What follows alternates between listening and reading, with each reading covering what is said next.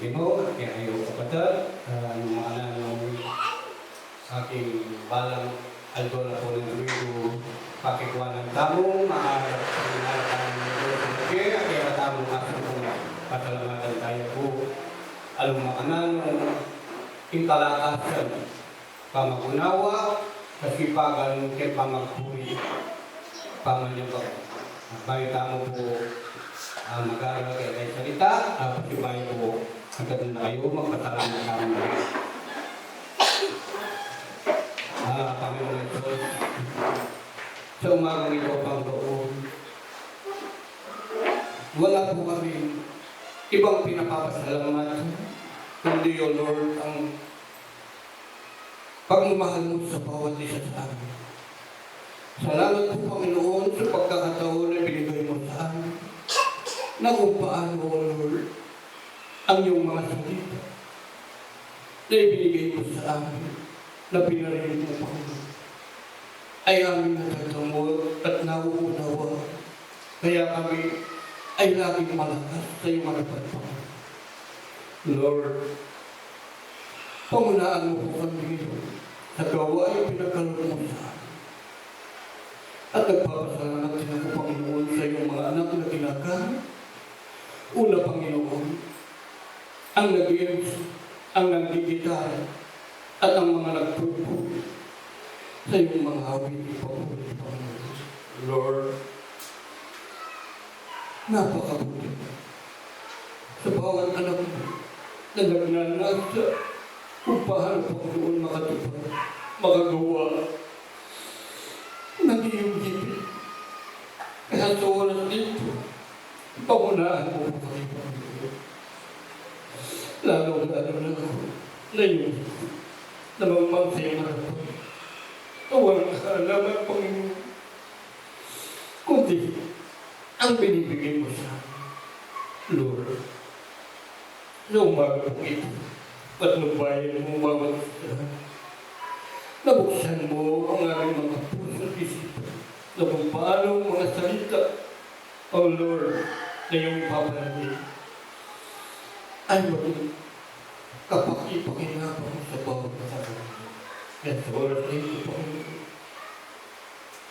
ikaw ang mamuno. Ikaw, Panginoon, ang maranasan kung paano, Lord, ang binibigay mo sa bawat isa sa amin. Kung paano kami narito para purihin ka, sambayin ka sa Espiritu at katotohanan at makarinig ng iyong mga salita. Sa pag-uwi namin, Panginoon, ay mabubusog kami at mawawala kung anuman ang dinadala ng mga Lord, patnubayan mo po sa oras na ito yung mga at lalo-lalo na gabayan mo, Panginoon, sa iyong mga salita na kung paano mo, Lord, na ipapahayag. Napakabuti mo. Minsan, di ka lang kulang sa amin. Kaya kami maraming pagkukulang sa iyo, pero nandiyan ka na laging nagpupuno at nagbibigay, Panginoon, ng katatagan, ng pangunawa, O Lord, ng kalakasan. Kaya ako, ikaw ang aking tinataas. Pinupuri na Panginoon ang iyong mga pangako na hindi mo kami iiwan, hindi pababayaan. Panginoon, alam ko marami kami pagkukulang sa iyo na hindi pa namin nagagawa ang pinapagawa. Pero nandiyan ka lang na nagpupuno sa bawat pagkukulang.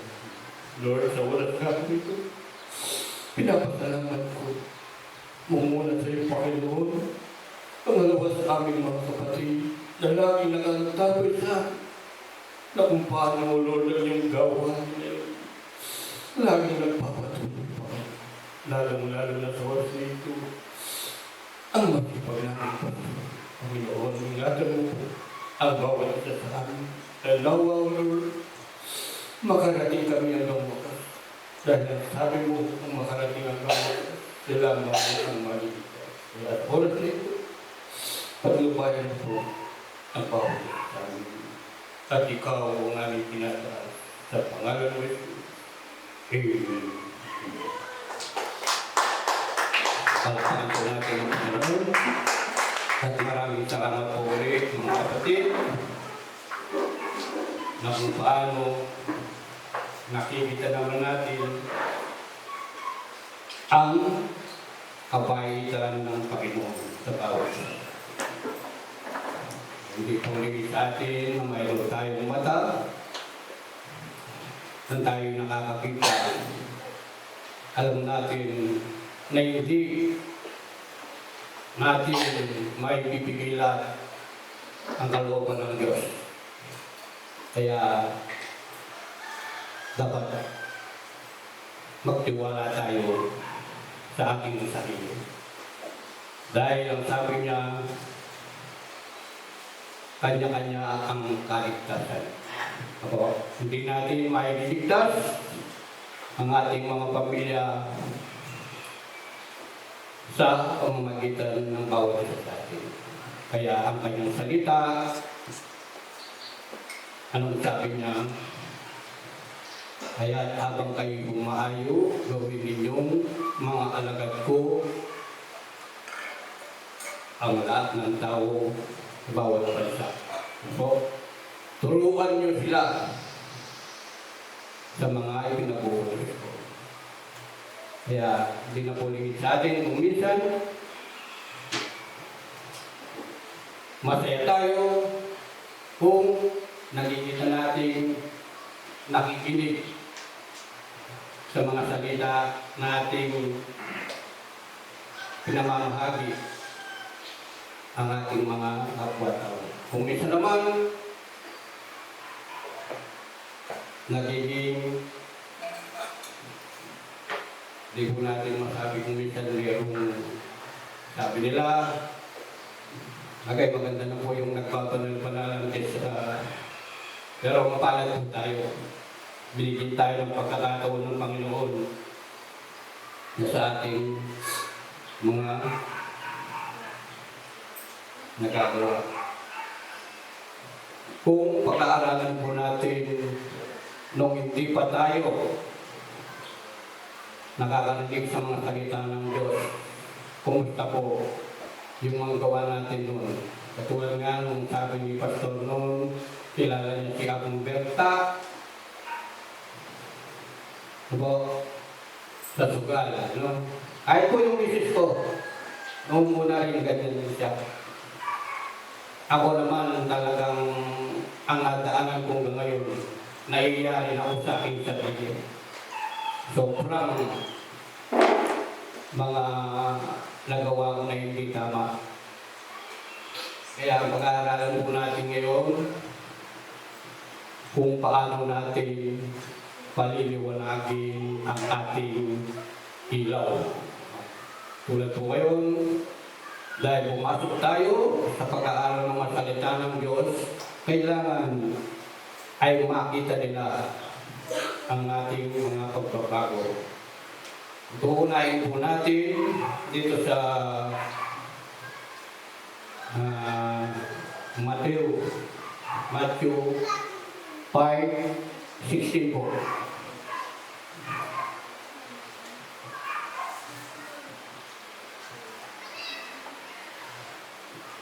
Kung sabi niya, kanyang salita, lumiwanag na gayon ang iyong ilaw sa harap ng mga tao upang makita nila ang inyong mabubuting gawa at kanilang luwalhatiin ang inyong Ama na nasa langit. So, kailangan maging maliwanag ang ating pagkatawag. Kung bakit binigyan niya tayo ng pagkakataon na natin nasa kadiliman tayo, dinala niya tayo sa kaliwanagan para maakit natin yung nasa kadiliman pa. Ano po kung papipiliin tayo? Ano pong gusto ninyo? Yung maliwanag o yung madilim?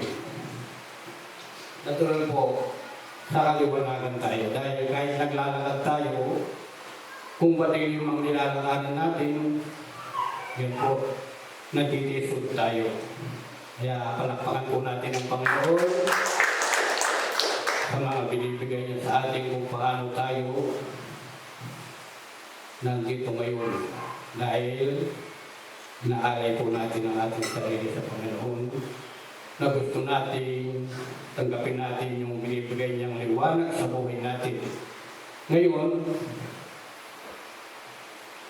kung napapasakop naman tayo, sabi natin sa Panginoon na hindi naman nila nakikita, katulad ng mga nababasa natin, ang mga nalalaman natin ay sarili na binibigay niya ng pagkakataon na nakikita nga nila nagsasamba tayo. Pag nandito tayo sa simbahan, talagang nakikita nila ang ating pagpupuri na talagang bigay todo. Paglabas natin, iba naman ang makikita nila. Wala po ang kaliwanagan na binibigay sa ating Diyos. Kaya sabi niyo po dito, ang buwan ay walang sariling liwanag. Subalit, dahil sa kanyang kaugnayan sa araw, ito ay nagliliwanag at nagiging kapaki-pakinabang sa ating mundo. Di po ba? Dahil yung kaliwanagan, dahil gabi, ang buwan sumisikat paggabi sa kadiliman. Nakikita natin ang kanyang liwanag. Kaya katulad din, sabi niya po dito, katulad dito, tayo naman ay nagkaroon ng liwanag dahil sa ating kaugnayan kay Jesus. Sinabi niya, ako ang ilaw ng sanglibutan. Ang susunod sa akin ay magkakaroon ng ilaw sa kanyang buhay at di nalalakad sa kadiliman. Ngayon po, pag sumunod po tayo sa kay Kristo, naliwanagan tayo, sabi po niya rito, dapat hindi na tayo susunod gagawa sa kadiliman. Wala na tayo sa kadiliman. Ano pong ibig sabihin? Parang kung minsan, kaya maraming mga salita kung minsan na narinig mo, sumimba siya ng ilang beses, tapos hindi nasasamba. Pag tinanong sila, siya ng mga kasama, sabi niya, wala mang nangyayari ngayon din. Ano pong ibig niya sabihin na katulad ng mga panukala nila, akala nila, pag nagsimba na, yung iniisip nilang karangyan, katulad yung pagtatrabaho, ilang araw pa lang siyang nagtrabaho, parang naghahanap na ng sweldo. Ano po ba? Kahit naman po sa trabaho, kailangan magtrabaho ka muna. Sa trabaho, mayroong senasan, lingguhan, buwanan, at nakikita ng amo mo sa iyong pagtatrabaho. Kaya sa buhay po natin, ang masasabi ko sa ngayon dahil ako ilan na pong God ang nadaanan ko. Kailangan pala ngayon magpakatatag ka. Huwag kang pikon. Dahil ang pikon ay laging talo. Palakpakan po natin. Kaya dapat ang unahin po natin ang sarili natin. Dahil ginagawa tayong ilaw ng Panginoon, kailangan huwag natin pabayaan maging dilim yung ilaw. Kailangan laging nagniningin sa liwanag para may pagmalaki natin, mapagmalaki tayo ng Panginoon at siya naman ay may daas una-una sa mga ginagawa niya sa atin. Dito po, ang layunin kung bakit tayo ay ginawang ilaw ng sanglibutan. Para sa kalwalatian ng Diyos, ang pinakamataas na layunin kung bakit tayo ginawang ilaw ni Jesus ay upang liwanagan ng mga nasa kadiliman para sa kalwalatian ng ating Amang nasa langit. Para sa pakinabang ng sanglibutan, tandaan na ang mahal ng Diyos ang mga makasalanan at ginamit niya tayo upang sila'y maliwanagan. Kaya po pala binigyan tayo ng liwanag ng Panginoon, gagamitin niya tayo sa mga makasalanan para mabigyan sila ng kaliwanagan. Ngayon, kung ginagamit tayo ng Panginoon at hindi naman nakikita yung binigay niyang kaliwanagan, ano po ang mangyayari? Wala rin, parang hindi ka rin, hindi po ba, hindi tayo pasado sa Panginoon.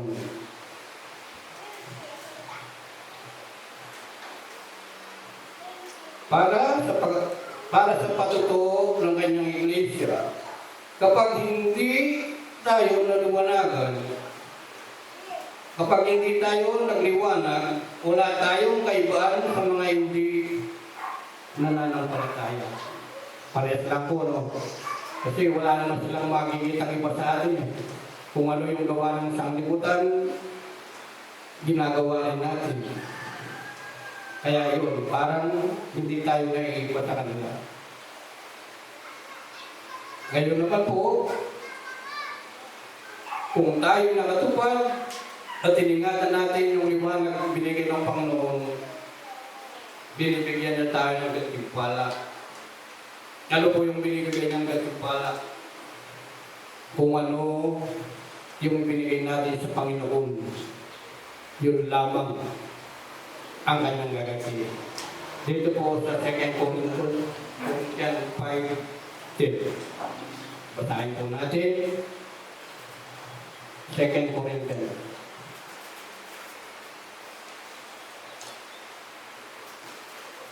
Ito po. Sapagkat tayong lahat ay kinakailangang mahayag sa harapan ng hukuman ni Kristo upang tumanggap ang bawat isa ng mga bagay na ginawa sa pamamagitan ng katawan ayon sa ginawa niya, maging mabuti o masama. Ito po ang ating pagsusulit. Bibigyan na tayo ng gantimpala ayon sa ating mga ginawa. Kaya binigyan po niya tayo ng pagkakataon. Dalawa lang yan, mabuti o masama. Kaya kung nagkikipag-aral po tayo, na dinadanas natin ang presensya ng Panginoon, sa mabuti na po tayo. Kasi dalawa ang klase ng magagawa ng tao sa mundo. Nasa mabuti o nasa masama. Sipin po natin, katulad ng kasaysayan ni Solomon. Sipin nyo, siya po ay binigyan ng Panginoon na talagang katalinuhan. Lahat po ng bagay na naisin niya ay nakakamit niya. Pero kung babasahin po natin ang kanyang kasaysayan sa mga ngaral, bakit nasasabi pa ni Haring Solomon na walang kabuluhan. Lahat ay walang kabuluhan. Ano? Dahil sinayasan po niya ang paggawa ng tao sa mundo. Sipin po ninyo, dumarating na dito kay Haring Solomon sa loob ng isang buwan, 6, hindi ko alam kung 6 na pong tinilata o 6 na ang tinilata dito. At sinasabi pa niya sa kasaysayan niya, lahat niyang naisin niya ay nakukuha niya. Sipin po natin, kung hindi tayo nagbabasa ng Bible, hindi tayo maniniwala na si Solomon, 700 na babae ang napangasawa niya, maliban pa sa 300 naging babae niya. Pero bakit sinabi pa niya na walang kabuluhan ang kanyang nagawa? Dahil siniyasat po niya ang mga nangyayari sa mundo. Napag-aralan po niya. Kung hindi tayo sa Diyos manalig, kung hindi tayo supasok sa Diyos, yun ang sabi niya. Kaya pala nagiging walang kabuluhan ang mga gawa dito sa mundo. So, sa mga aral 12, basahin po natin. Napakabuti po ng Panginoon. Ecclesiastes, mga ngaral. Sabi po niya doon, sa kabila ng lahat ng ito, sa magandang panita po yung iba nito. Sa kabila ng lahat ng ito, sabi niya, isa lamang ang aking masasabi. Matakot ka sa Diyos at sundin mo ang kanyang mga utos. 12:13. 12. Kaya ito po ang tao ito, sobrang talino, naging hari.